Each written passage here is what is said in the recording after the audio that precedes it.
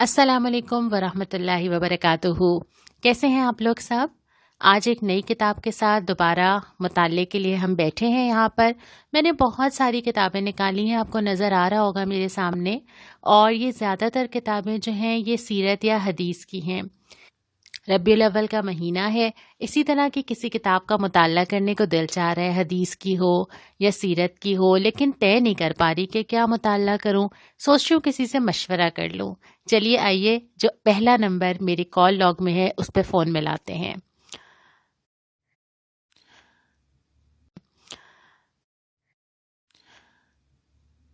अच्छा, जो नंबर सबसे ऊपर है वो दुर्दाना सिद्दीकी साहिबा का है, तो उनको ही कॉल मिलाते हैं और मुझे पूरी उम्मीद है कि वो पहली बेल पे कॉल उठा लेंगी। हेलो, अस्सलाम वालेकुम दुर्दाना बाजी। अस्सलाम वालेकुम रहमतुल्लाहि वबरकातुहू। आमना बात कर रही हूँ, खैरियत से हैं आप? हाँ, अल्हम्दुलिल्लाह, अल्लाह का शुक्र है, तुम सब की दुआएं दरकार हैं। क्या मसरूफियत चल रही है आपकी? सीरतुन नबी सल्लल्लाहु अलैहि वसल्लम के हवाले से मुताला भी चल रहा था और आजकल इसी हवाले से प्रोग्रामात की भी मसरूफियत है। बिल्कुल, मैं भी रबीउल अव्वल के हवाले से ही आपको कॉल कर रही हूँ, क्योंकि मुझे आपसे मशवरा करना था कि आप क्या मशवरा देंगी अभी इस वक्त, बल्कि मुझे नहीं, सारे कारकुनान को। हम अपने व्लॉग की तैयारी कर रहे हैं, तो आप जो मशवरा देंगी वो सारे कारकुनान भी सुनेंगे। क्या मुताला करें इस रबीउल अव्वल में, और ये भी कि दावती लिहाज से अगर किताबचे देने हैं तो आप कौन से किताबचे सजेस्ट करेंगी? अच्छा, किताबचों और मुताले के हवाले से, यानी किताबों के हवाले से, तो मेरा मशवरा तो ये है कि ज़रा एक मकतबे का विज़िट ज़रूर कर लिया जाए। हाँ, ये मशवरा आपका बहुत अच्छा है। मुझे मकतबे जाना चाहिए। मकतबे जाके इतनी नई नई किताबें नज़र आती हैं और मुताले का शौक़ भी पैदा होता है। हाँ, वहाँ जो है सीरतुन नबी सल्लल्लाहु अलैहि वसल्लम के हवाले से जो एक बड़ा वो नज़र आएगा ना कि किताबचे भी और किताबें भी, तो फिर ये है कि उसमें से कोई इंतखाब बेहतर रहेगा। वैसे सर्कुलर में जो हमने मोहसिन इंसानियत नईम सिद्दीकी साहब की और सीरत सरवर आलम सैयद मौदूदी रहमतुल्लाह अलैह की इसके मुताले का मशवरा दिया था, और साथ ही जो सीरत सरवर आलम में से सरवर आलम का असली कारनामा, इसका मुताला ज़रूर किया जाए। अच्छा, किताबचों के हवाले से जो किताबचे मेरे मुताले में रहे हैं और मैं समझती हूँ कि तमाम ही ज़िम्मेदारान को और कारकुनान को इसका मुताला करना चाहिए, उसमें सैयद मौदूदी रहमतुल्लाह अलैह का एक किताबचा है, मोहम्मद सल्लल्लाहु अलैहि वसल्लम तदबीर और सियासत। इसी तरह से एक किताबचा है नबी अकरम सल्लल्लाहु अलैहि वसल्लम का तरीक़े तरबियत। इसके साथ ही एक और किताबचा है असद गिलानी साहब का, नबी अकरम सल्लल्लाहु अलैहि वसल्लम का मयार ज़िंदगी। ये हम सब के लिए इंतहाई रहनुमा किताबचा है, जो हम इस्लामी इनकलाब के दाई हैं। लेकिन इस वक्त मैं तुम्हें मशवरा दूंगी कि सुन्नत की आइनी हैसियत का मुताला ज़रूर कर लें इस मौके पर हम, और दूसरे रसूल अकरम सल्लल्लाहु अलैहि वसल्लम की हिकमत इनकलाब, जो सैयद असद गिलानी साहब की तहरीर है। बहुत ही अहम किताब है।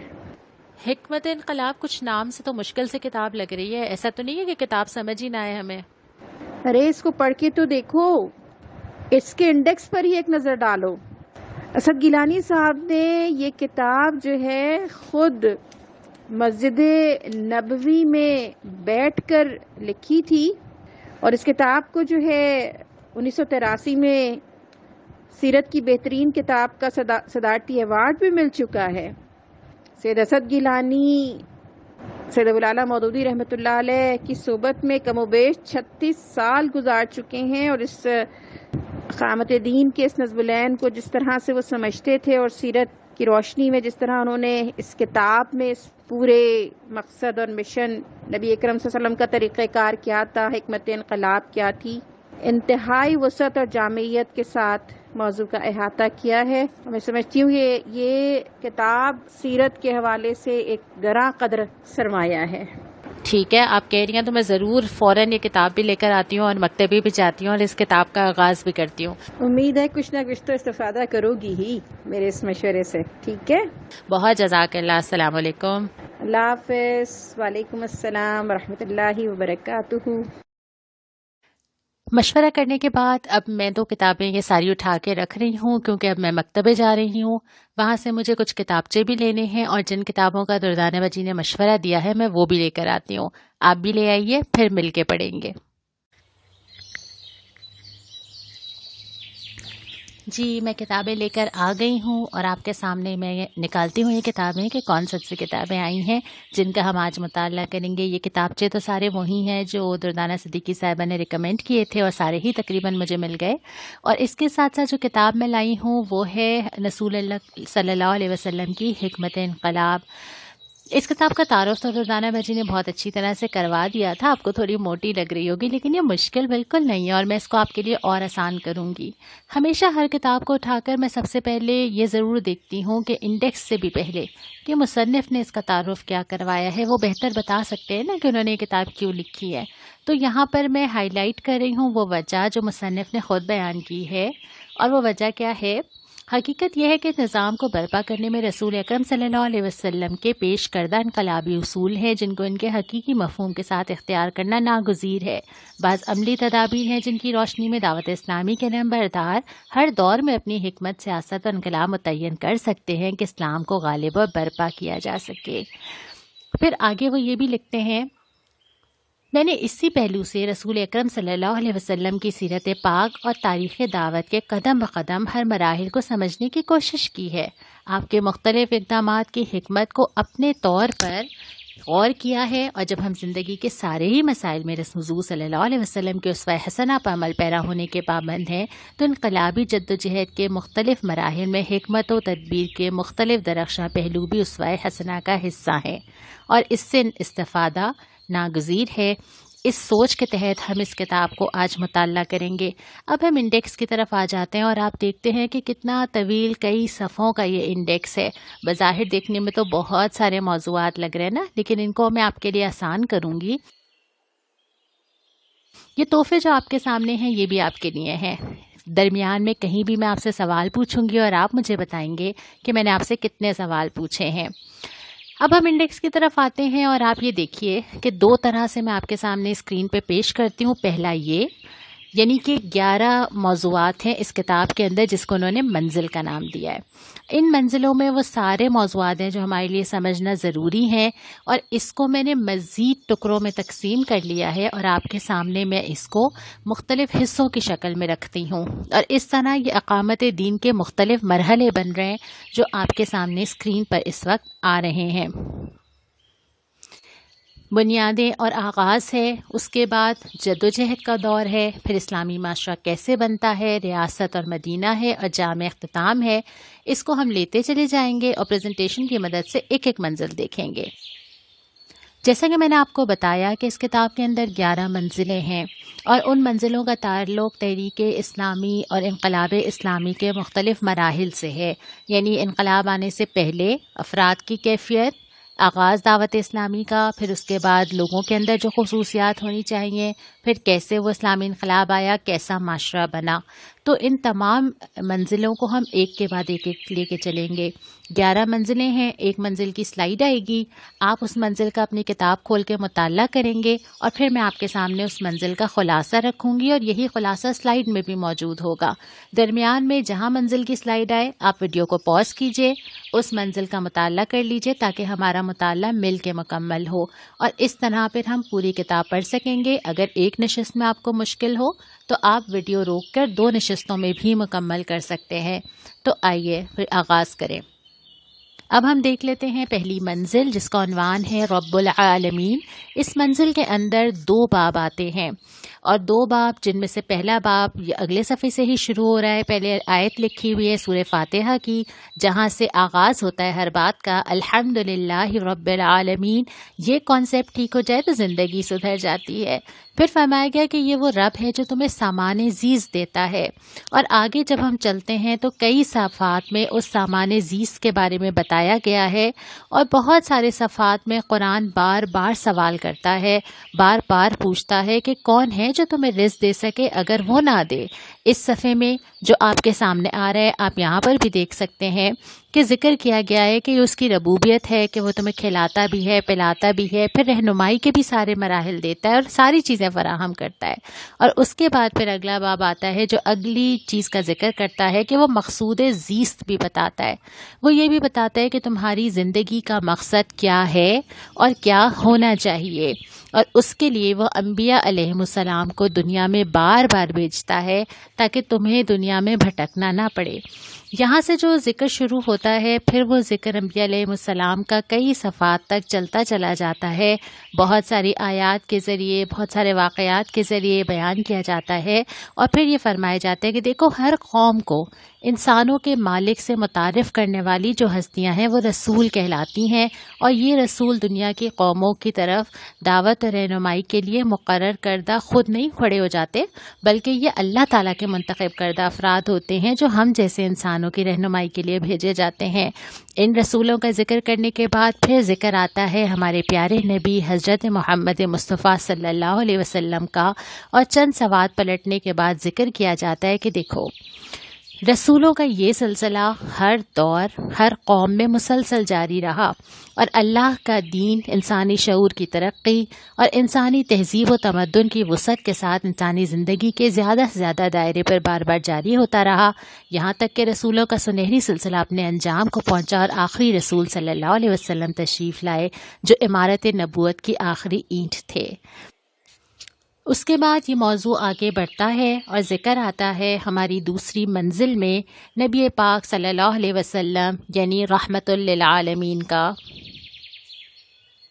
یہاں سے ہماری دوسری منزل شروع ہوتی ہے نبی پاک صلی اللہ علیہ وسلم کے ذکر کے ساتھ، اور اس کو تقسیم کیا گیا ہے عنوانات میں۔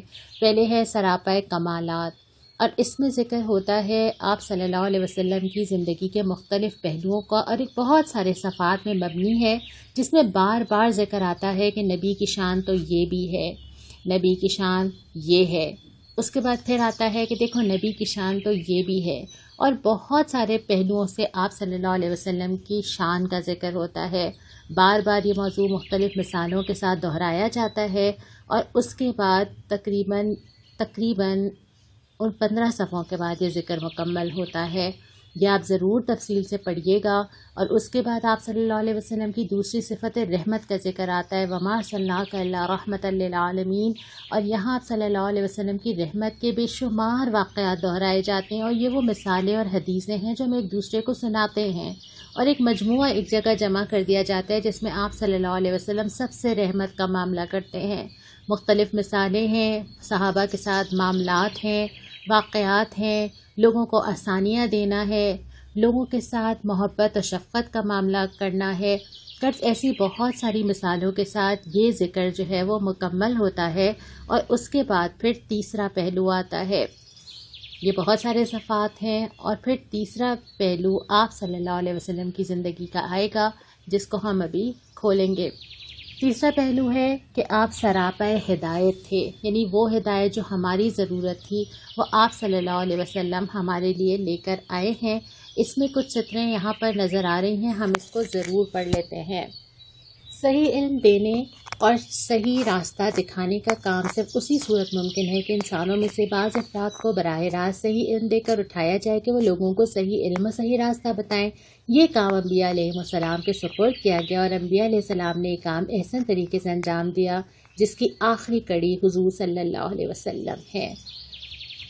اس کے بعد آپ صلی اللہ علیہ وسلم کی اسی چیز کا ذکر کیا گیا ہے کہ آپ نے ہر ممکن طریقے سے انسانوں کو ہدایت پہنچائی، اور یہ بہت سارے صفحات جو آپ کے لیے بہت آسان ہوں گے پڑھنا، اور آپ اس کو پڑھیں گے تو آپ کو لگے گا یہ سارے واقعات میں نے پڑھے تھے لیکن اس تناظر میں نہیں پڑھے تھے۔ جب آپ یہ سارے صفحات پڑھیں گے اور بہت سارے قرآنی حوالہ جات کے ساتھ، تو پھر یہ آگے جا کے ذکر مکمل ہوتا ہے ان تمام صفحات کے اندر، اور آخر میں پھر یہ گفتگو سمیٹی جاتی ہے۔ پھر یہ بات بھی اہم ہے کہ آپ صلی اللہ علیہ وسلم کو دعوت کون سی دے کے بھیجا گیا تھا۔ یہی دعوت لے کے تو ہم بھی معاشرے میں جاتے ہیں۔ اس منزل کو ذرا غور سے پڑھیں گے تاکہ ہم جان سکیں کہ دعوت اسلامی کیسے شروع ہوئی تھی اور اپنے پاس لوگوں کے لیے کیا لے کر آئی تھی۔ ہماری اگلی منزل کا عنوان یہی ہے۔ ہماری تیسری منزل شروع ہوتی ہے آغاز دعوت اسلامی سے۔ یہ باب بہت اہم ہے، اس پہ ہم وقت زیادہ لگائیں گے اور اس کی وجہ یہ ہے کہ یہ ایک آئینہ ہے۔ یہ باب اصل میں تحریک اسلامی کے کارکنان کے وہ ہتھیار ہے جو اس کو ساتھ لے کے وہ میدان عمل میں اترتے ہیں۔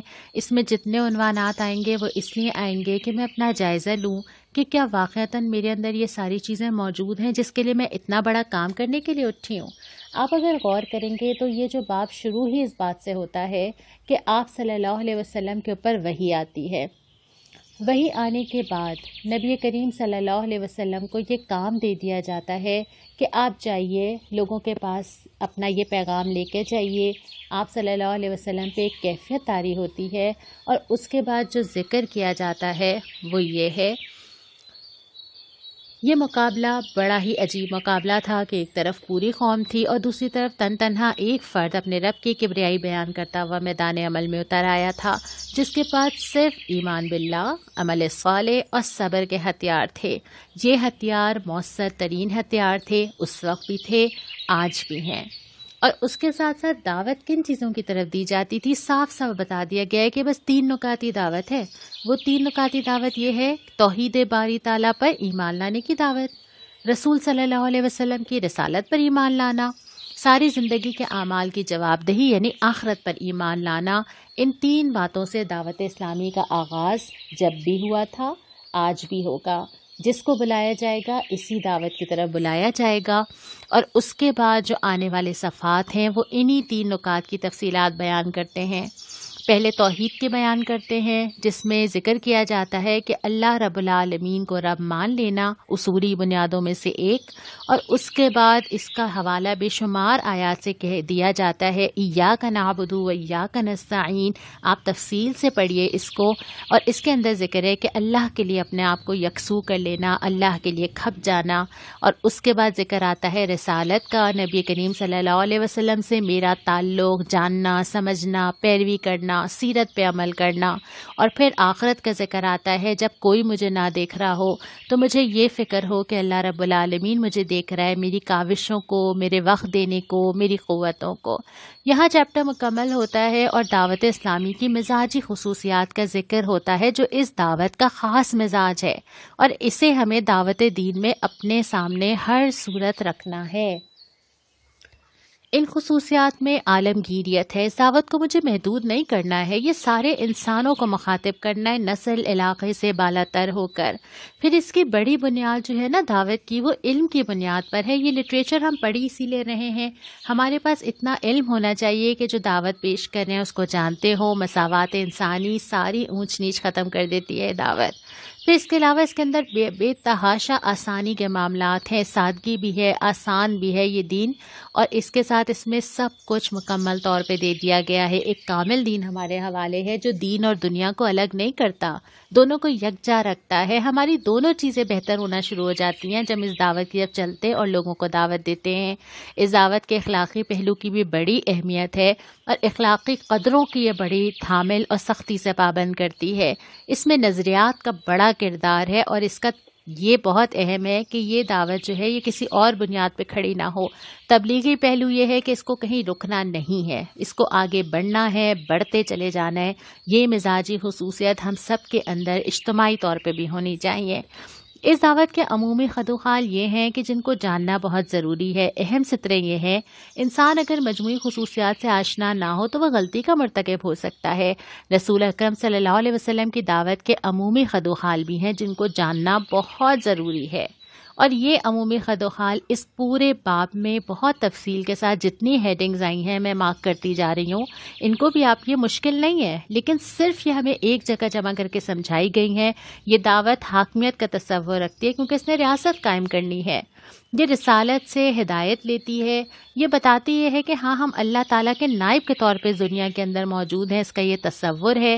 اس کے اندر ڈسپلن اور نظم اطاعت کی بہت اہمیت ہے، شورائیت کی بہت اہمیت ہے۔ فضیلت کا اگر کوئی معیار ہے تو وہ تقویٰ ہی ہے۔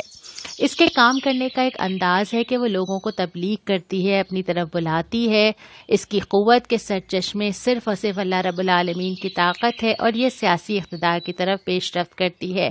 پھر مصنف مخالفتوں کا بھی ذکر کرتے ہیں کہ مخالفتیں ہمیشہ ہوئی ہیں اور ہوں گی اور آگے بھی ہوں گی، لیکن اس کے کچھ اصول ہیں جس پہ کمپرومائز نہیں کرتی۔ اس اجتماعیت کو کبھی ان اصولوں پہ کمپرومائز نہیں کرنا چاہیے ورنہ وہ کمزور ہو جائے گی، اور وہ اصول یہاں درج ہیں۔ وہ اجتماعیت منظم کرنے کے بے مثل اصول ہیں جس کی وجہ سے ایک صحت مند اجتماعی ادارہ بن گئی تھی۔ پہلا اصول سماع و طاعت کا ہے جو کہ لازماً ایک اجتماعیت کو چلانے کے لیے ضروری ہے۔ دوسرا اصول شورائیت کا ہے، ہر گوشے پہ مشورے سے کاموں کو کرنا۔ تیسرا یہ ہے کہ سب لوگ آپس میں باہمی خیرخواہی کا معاملہ رکھیں، آپس میں محبت، اخوت اور تعاون ہو، ایک دوسرے کے لیے اثار و قربانی کریں، چھوڑ دیں لوگوں کے سامنے اپنی رائے بھی اور اپنی آسانی بھی، انفرادی رائے قربان کرنا جانتے ہوں، وسعت قلبی رکھتے ہوں، لوگ اتنا ظرف رکھتے ہوں کہ وہ کسی کی تکلیف پہ بھی ہنس سکیں۔ یہ سارے وہ اصول ہیں جو میری زندگی کے اندر، میری اجتماعیت کے اندر قائم کرنا میری ذمہ داری ہے۔ ہم اپنا جائزہ ضرور لیں گے کہ ہم کہاں کھڑے ہیں۔ یہ باب یہاں پر مکمل ہوتا ہے اور اگلی منزل آتی ہے کہ آپ صلی اللہ علیہ وسلم کے پاس ایسی کون سی طاقت تھی کہ آپ انقلاب لانے میں کامیاب ہوئے۔ اس منزل نے مجھے بھی بہت جھنجھوڑا۔ اس منزل کے اندر بہت زیادہ گفتگو تو نہیں ہے، آپ نے دیکھ لیا، صرف 3 اس کے اندر باب ہیں، اور ان تینوں باب کے اندر آپ صلی اللہ علیہ وسلم کا وہ اسلحہ جس کو لے کر آپ میدان عمل میں اتر گئے تھے، اور میں نے خود کو بہت جانچا کہ 3 چیزیں تھیں جو کہ آپ صلی اللہ علیہ وسلم بس لوگوں کے پاس جاتے اور وہ اثر انداز ہو جاتی تھیں۔ یہ 3 چیزیں میری کیسی ہیں؟ بہت سارے صفات ہیں اور ان صفات کے اندر بہت عام فہم انداز میں، بہت پیارے انداز میں 3 چیزوں کی طرف توجہ دلائی گئی ہے کہ اس کو اپنا اسلحہ سمجھو اور ان 3 چیزوں کو لے کر جاؤ لوگوں کے پاس، جس میں پہلی ہے معجزہ کردار۔ ایسا کردار کہ لوگ پکار اٹھیں کہ آپ امین ہیں، آپ صادق ہیں، آپ میں تو کوئی برائی نہیں دیکھی، آپ تو جھوٹ نہیں بول سکتے، میرا معاملہ بھی ایسا ہی ہو۔ میں لوگوں کے پاس جاؤں تو وہ گواہی دیں کہ میں نے کبھی کسی کے ساتھ زیادتی نہیں کی، میں نے کوئی غلط چیز نہیں کی، میں نے کسی کا حق نہیں مارا، اور لوگوں کو یقین ہو کہ میں صرف خیر لے کر ان کے پاس آئی ہوں۔ یہ وہ معجزہ کردار ہے جو لوگوں کے دل بدل دیا کرتا ہے۔ یہ کردار میرا کیسا ہے؟ میں کیسا لے کے لوگوں کے پاس جاتی ہوں؟ لوگ میرے بارے میں کیا گواہیاں دیتے ہیں؟ آپ اس کے اندر اچھی طرح دیکھ سکتے ہیں کہ بے شمار احادیث کے واقعات موجود ہیں۔ نبی کریم صلی اللہ علیہ وسلم کا بے مثال پاکیزہ کردار کھلی کتاب کی طرح پورے قوم کے سامنے 40 سال سے موجود تھا، جس پہ کوئی آواز نہیں اٹھا سکا، جس پہ کوئی اعتراض نہیں کر سکا۔ دوسرا جو ہتھیار تھا وہ معجزہ قرآن تھا۔ ایک ایک فرد کو قرآن کی دعوت لے کر اٹھو اور دنیا پہ چھا جاؤ، ایک ایک فرد کو قرآن پڑھا دینا، قرآن پہنچا دینا۔ آیات اپنے اثر خود ڈالتی ہیں، دل اللہ تعالیٰ خود کھولتے ہیں، لیکن قرآن مجھے پہنچانا ہے۔ ہر فرد تک قرآن کی دعوت دے دی جائے، اور بے شمار مثالیں یہاں پر ہیں جس میں لوگوں کے سامنے حضرت عمر کی مثال تو ہم جانتے ہی ہیں۔ قرآن کانوں میں گیا تو اس نے دل میں بھی جگہ بنائی، قرآن کی طرف بلایا گیا تو دل پلٹے گئے، قرآن سنایا گیا تو لوگ تبدیل ہوئے۔ یہ قرآن لے کر مجھے بھی جانا ہے۔ قرآن کی تاثیر اور قلوب میں نفوذ کے لاتعداد واقعات اس صفحے پہ لکھے ہیں اور یہ بیان کرتے چلے جاتے ہیں۔ تیسرا معجزہ ہے کلام کا۔ یہ معجزہ آپ صلی اللہ علیہ وسلم کا اپنا کلام ہے۔ آپ کا بات کرنا، آپ کی بات میں تاثیر کس چیز سے آتی تھی؟ اللہ تعالیٰ سے تعلق، قرآن سے تعلق، اپنی دعوت کی حقانیت کا یقین۔ جب انسان اس طرح کا ہوتا ہے نا، وہ اتق اللہ بھی کہتا ہے تو لوگوں کے دل پہ اثر ہوتا ہے۔ یہاں پہ بھی یہی ذکر کیا ہے کہ ہر طرح کے لوگ مخاطب تھے، ہر طرح کے لوگ آتے اور سوال کرتے تھے، عجیب عجیب باتیں بھی کرتے تھے، اپنے مطلب کا جواب بھی جاننا چاہتے تھے۔ کبھی آپ ایک جملہ کہتے اور لوگوں کے دلوں میں اتر جایا کرتا تھا، اور یہ تھا وہ ہتھیار جو آپ صلی اللہ علیہ وسلم کے پاس تھا، اور یہ تھے وہ 3 ہتھیار جو میرے پاس ہونے چاہیے۔ یہ ہتھیار نہیں ہوں گے تو میری دعوت میں اثر پیدا نہیں ہوگا۔ اب آ جاتے ہیں اپنی اگلی منزل کی طرف، اور وہ منزل یہ ہے کہ آپ صلی اللہ علیہ وسلم کی حکمت انقلاب کیا تھی۔ یہاں سے منزل نمبر 5 شروع ہوتی ہے جو رسول اکرم صلی اللہ علیہ وسلم کی حکمت انقلاب کے بارے میں ہے۔ یہاں پہ ایک باقاعدہ ایک فارمولا آپ کو نظر آتا ہے، اس میں باقاعدہ ذکر کیا جاتا ہے کہ آپ صلی اللہ علیہ وسلم کے انقلاب کا مطالعہ کریں تو 3 چیزیں نظر آتی ہیں: فرد میں اخلاقی انقلاب کا لانا، خدا ترس، گروہ کی تیاری، اور مناسب حد تک گروہ تیار ہونے کے بعد باطل سے کشمکش برپا کرنا۔ پہلا باب جو آپ کے سامنے ذکر کرتا ہے وہ یہی کرتا ہے کہ تعلیم و تربیت اور تنظیم افراد، ایسے افراد کو جمع کرتے چلے جانا، اور اس کے بعد بہت ہی پیارا یہاں پہ ذکر ہے کسی بھی نظام کو بدلنے کے لیے اٹھنے والے انقلابی گروہ کا ایک مخصوص مزاج ہوتا ہے جسے ہم تحریکی مزاج کہتے ہیں۔ ایسے لوگ تیار کرنے ہیں جن کے اندر عزیمت بھی ہو، جو باطل سے متنفر ہوں، جن کا ذہن بن چکا ہو، جو چاہتے ہوں کہ اس نظام کو لایا جائے، جو پرانے نظام کو مٹانے کے لیے تیار ہو۔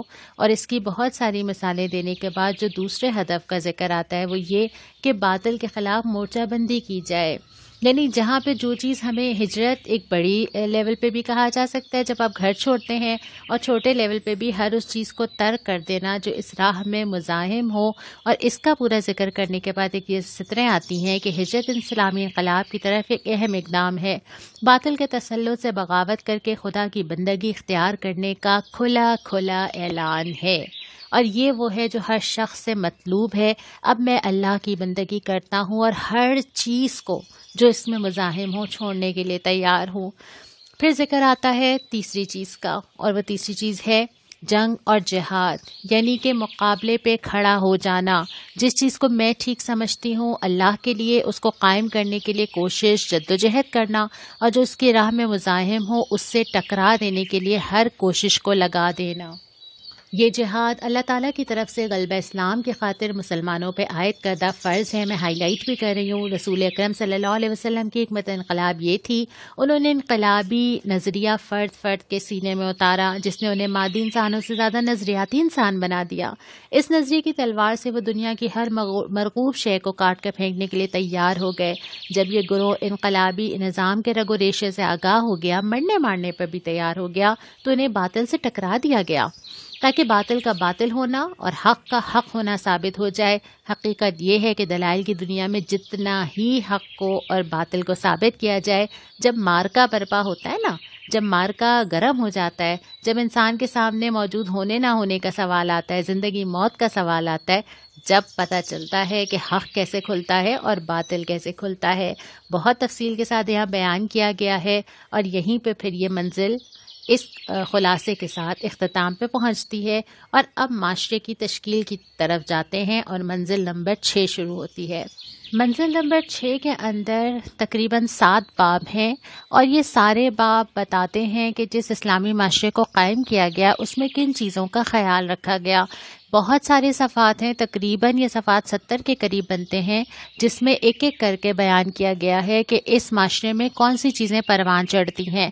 اگر ہم اپنے گھروں میں بھی اقامت دین قائم کرتے ہیں تب بھی ہم انہی چیزوں کا خیال رکھیں گے، اور ہمارے انشاءاللہ جب معاشرے میں بھی ہوگا تب بھی ہم انہی چیزوں کا خیال رکھیں گے۔ یکے بعد دیگرے وہ ساری چیزیں آتی ہیں اس معاشرے کے اندر، یعنی جس کا میں نے ابھی ذکر کیا، اخلاق فاضلہ کی پرورش کی جاتی ہے۔ یہ ایسا معاشرہ ہوتا ہے جو بھلائیوں کو سپورٹ کرتا ہے، یہاں پہ لوگوں کے لیے نیکی کرنا آسان ہو جاتا ہے۔ پھر اس معاشرے کے اندر برائیوں کو روکا جاتا ہے، انفرادی طور پہ بھی اجتماعی طور پہ بھی۔ یہاں پہ معاشی توازن ہوتا ہے، یہاں پہ سود جائز نہیں ہوتی، یہاں پہ بیت المال کا نظام ہوتا ہے، زکوٰۃ اور عشر کا نظام ہوتا ہے، یہاں پہ معاشرتی اور انسانی مساوات ہوتے ہیں، ہر فرد برابر ہوتا ہے انسان ہونے کی حیثیت سے، اور تقویٰ کے علاوہ کوئی اور چیز کو روکنے والی نہیں ہوتی۔ حق گوئی یہاں پر بہت اچھی خوبی تسلیم کی جاتی ہے، اور لوگوں کے لیے آسان ہوتا ہے کہ وہ کھڑے ہو کے حق کہیں، اور ان کو کہا جاتا ہے، ان کو اس بات پہ حوصلہ افزائی کی جاتی ہے۔ کسی کا استحصال اس معاشرے کے اندر نہیں ہوتا، اور یہاں پہ معیار زندگی کے لیے نبی کریم صلی اللہ علیہ وسلم ایک نمونہ دکھاتے ہیں جس میں انسان دنیا کے بجائے آخرت حاصل کرنے کی فکر کرتا ہے۔ یہ وہ خاکہ ہے ایک اسلامی معاشرے کا جس میں کسی نہ کسی سطح پر ہمیں پہنچنے کی کوشش کرنی چاہیے، اور اپنے جہاں تک ہماری پہنچ ہے ہمیں اس خاکے کو اجتماعیت کے اندر، گھروں کے اندر، اپنے معاشرے کے اندر، خاندانوں کے اندر قائم کرنے کی کوشش کرنی چاہیے۔ پھر اس کے بعد آ جاتی ہے منزل نمبر 7۔ منزل نمبر 7 اس میں بھی حکمت انقلاب اسلامی کے پہلوؤں کا ذکر ہے. یہاں پہ وہ ساری حکمتیں ہیں جو کہ ایک دائی کو اپنے اندر پیدا کرنی چاہیے. صفحہ نمبر 443 پہ بھی آپ ضرور پڑھیے گا ایک قائد کے اندر کیا صفات ہونی چاہیے. اور وہ قائد صرف وہی نہیں ہے جو کہ لوگوں کے درمیان لیڈر منتخب کر لیا جائے، بلکہ ہر مومن، ہر دائی کہیں نہ کہیں قائد ہوتا ہے. اور اس کے بعد ذکر کیا گیا ہے کہ وہ کون سی حکمتیں تھیں جن کو ملحوظ رکھا نبی کریم صلی اللہ علیہ وسلم نے، اور وہ ہمارے لیے بھی نمونہ ہیں. اس کے اندر مختلف باب ہیں جس میں حکمت قیادت کا ذکر ہے. اس کے بعد حکمت تبلیغ کا ذکر ہے کہ تبلیغ کے دوران بھی آپ صلی اللہ علیہ وسلم نے کن چیزوں کا خیال رکھا. اجتماعیت میں، لوگوں کے ساتھ معاملات اور کردار میں، ہجرت کا حکم دیتے ہوئے کیا حکمت تھی. آپ صلی اللہ علیہ وسلم نے جو ازدواج کی، جو نکاح کیے، اس میں کیا حکمتیں تھیں، اور جہاد کی پھر کیا حکمتیں اختیار کی گئیں. یہ تمام پہلو اس کے اندر موجود ہیں جس کا مطالعہ ہمیں ضرور کرنا چاہیے.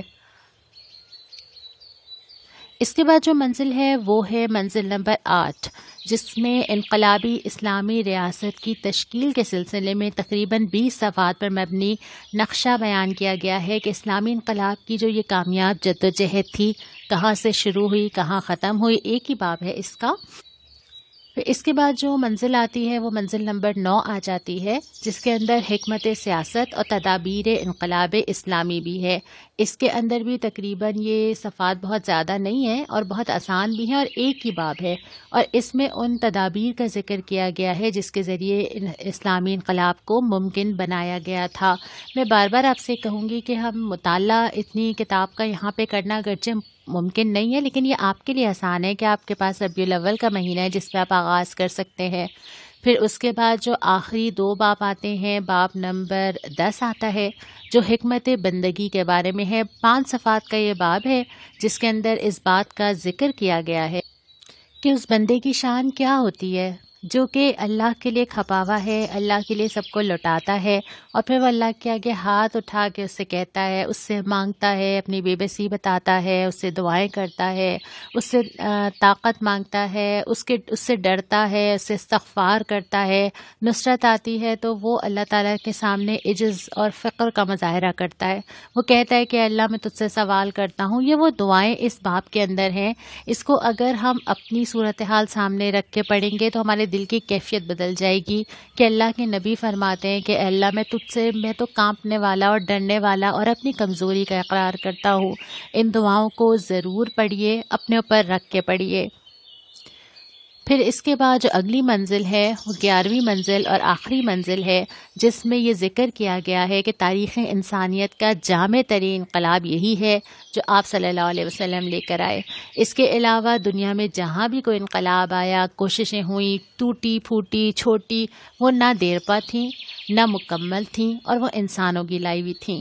اگرچہ یہ کتاب ہم نے پوری نہیں پڑھی ہے اور یہ ہم کتاب شاید پڑھنا بھی اس وقت ممکن نہیں تھا، میں نے آپ کے سامنے تعارف رکھا ہے، خلاصہ رکھا ہے تاکہ آپ اس کتاب کو آسانی کے ساتھ پڑھ سکیں. اب اس کتاب کو کھولنا ہے، پڑھنا ہے، مکمل کرنا ہے، اور پوری پڑھ کے آپ نے مجھے بتانا ہے کہ آپ نے یہ کتاب مکمل کر لی ہے.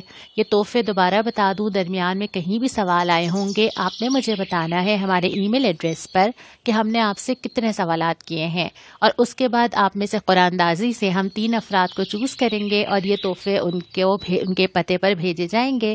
آج کے لیے اتنا ہی ہے. اگلی کتاب جو پڑھنا چاہتے ہیں ہمیں ای میل کیجیے. نئی کتاب کے ساتھ جلد ملاقات ہوگی. السلام علیکم ورحمۃ اللہ.